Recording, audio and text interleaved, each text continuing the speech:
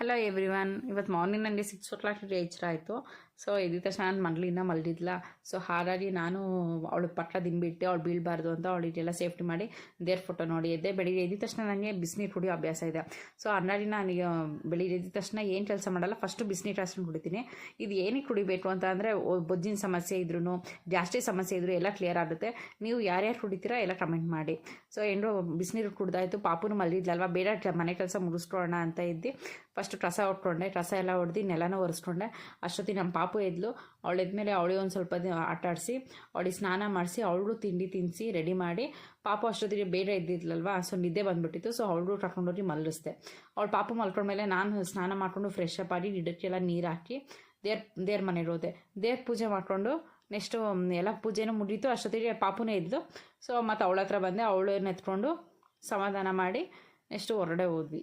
ಇವತ್ತಿಗೆ ಈ ವಿಡಿಯೋ ಮುಗೀತು. ನಾಳೆ ನೆಕ್ಸ್ಟ್ ವ್ಲಾಗಲ್ಲಿ ಸಿಗ್ತೀನಿ. ಬಾಯ್.